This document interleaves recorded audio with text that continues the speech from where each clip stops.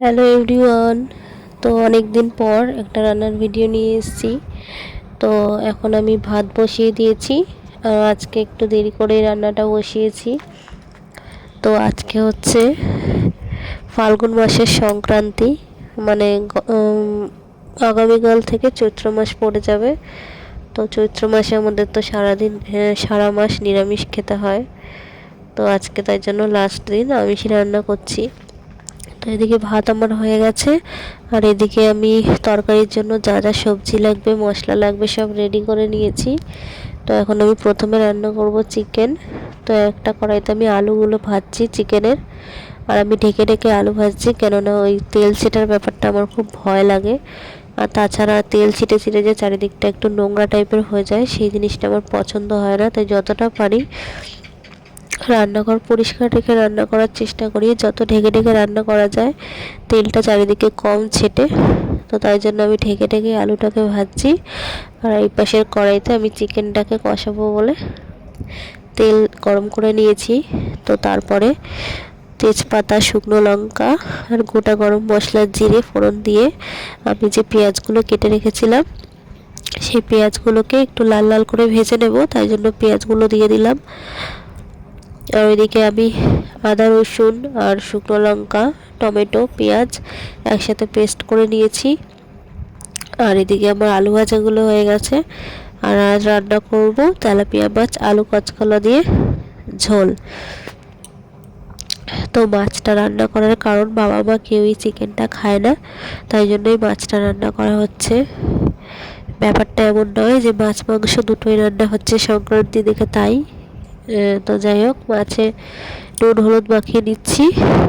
মাছটা অনেকক্ষণ আগে ধুয়ে রেখেছি, নুন হলুদ মাখানোর সময়টা হয়নি আর কি, তাই এখনই মাখিয়ে নিচ্ছি ভাজার আগে।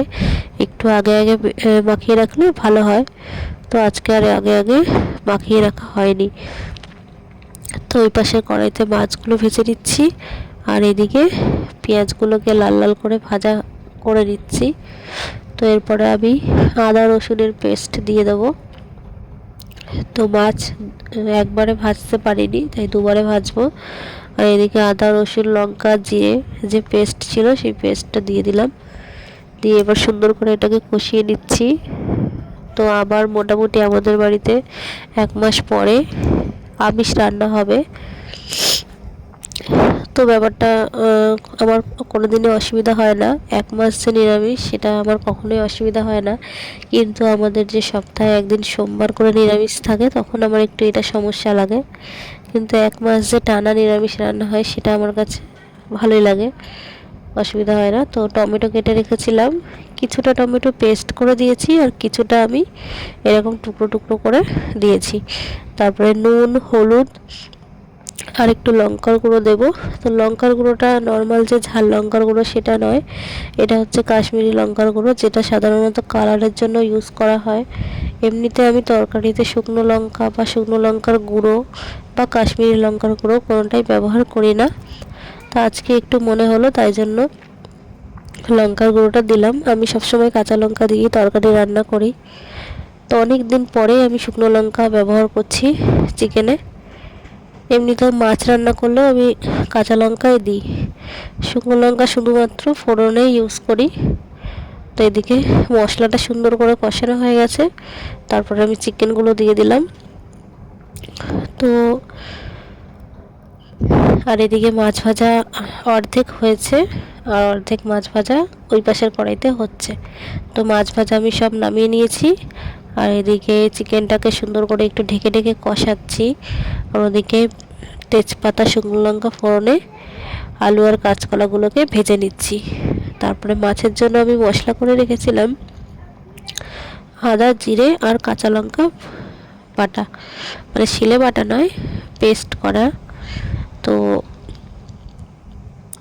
বাটা মশলায় রান্না করলে সবসময় টেস্ট বেশি হয় তরকারিতে, তো সময়ের অভাবে সেটা করে হয়ে ওঠে না। এমনিতে আমার শিলে মশলা বাটতে ভালো লাগে, তো যেহেতু তাড়াহুড়ো করে রান্না করা হয় তাই জন্য আর সেই ইচ্ছাটা আমার আর পূরণ হয় না। যেদিন ধীরে সুস্থে রান্না করি সেদিনই শিলে মশলা বেটে রান্না করি, অনেকটা যেদিন হাতে সময় থাকে। আর এদিকে ভাজা আলুগুলো দিয়ে মিশিয়ে নিচ্ছি, চিকেন মোটামুটি কষানো হয়ে গেছে, আর কিছুক্ষণ কষালেই আমি জল দিয়ে দেবো। তো ভাবছিলাম আজকে চিকেনে গরম জল দেবো, তো গরম জলটা করতে আমার মনে নেই। আর দুদিকে যেহেতু কড়াই বসানো আছে, আবার একটা কড়াই নামাবো, সেই জন্য আর গরম জলটা করা হয়নি। তো ওইদিকে আমার আলু আর কাঁচকলা মশলার সাথে ভালো করে কষানো হয়ে গেছে। এবার আমি জল দিয়ে দিচ্ছি। তো জলটা যখন ফুটে উঠবে তারপরে আমি মাছগুলো দেব। আর এদিকে চিকেনটা একবার মানে লো টু মিডিয়ামে আমি রান্না করছিলাম এতক্ষণ ধরে। তো এবার জলটাও দিয়ে দিলাম। তো আজকে তরকারিতে একটু ঝালটা মনে হচ্ছে বেশি হয়ে গেছে। তো অনেকদিন পরে আমি শুকনো লঙ্কা দিয়ে রান্না করছি, অতটা আন্দাজ পাইনি। এমনিতে শুকনো লঙ্কার ঝালটা একটু বেশি হয়ে যায়। তো এদিকে চিকেনটা ফুটছে, প্রায় হয়ে গেছে। এবার আমার সব রান্না কমপ্লিট। এদিকে আছে ভাত, আর এদিকে আছে লাল লাল চিকেনের ঝোল। ঝোল ঠিক না, মাখা মাখাই তরকারি, যেহেতু শুকনো লঙ্কা যেন লাল টকটকে হয়েছে দেখতে। আর ওইদিকে আছে মাছের ঝোল। তো কাঁচা লঙ্কা আর শুকনো লঙ্কার কালার কতটা আলাদা এখানেই বোঝা যাচ্ছে। এটা হচ্ছে কাঁচা লঙ্কার তরকারি, আর এটা হচ্ছে শুকনো লঙ্কার তরকারি। এটা পুরো কালারটা পুরো ডিফারেন্ট। তো এদিকে চাটনি হচ্ছে। তো রান্না বান্না সেরে কাজ বাজ গুছিয়ে আজকে সকাল থেকে আর ভাত খাওয়া হয়নি, তো এখন আমি একটু ভাত নিয়ে বসে পড়েছি। তো খাওয়া দাওয়া সেরে নিচ্ছি। ওদিকে রনিকেও আমি খাইয়ে নিয়েছি, তারপরে আমি খেতে বসেছি। তো খাওয়া দাওয়া সেরে দেখছি আমাদের এখানে একটা সাপ এসেছিলো। তো সাপটা মুখের মধ্যে ব্যাঙ নিয়েছিল, তো সেটাই দেখছিলাম। তো আজকের ভিডিওটা এই পর্যন্তই। সবার জন্য রইল অনেক অনেক ভালোবাসা আর শুভকামনা। আবার কোনো একটা নতুন ভিডিওতে সবার সাথে দেখা হচ্ছে। টাটা, সবাই খুব ভালো থেকো, সুস্থ থেকো।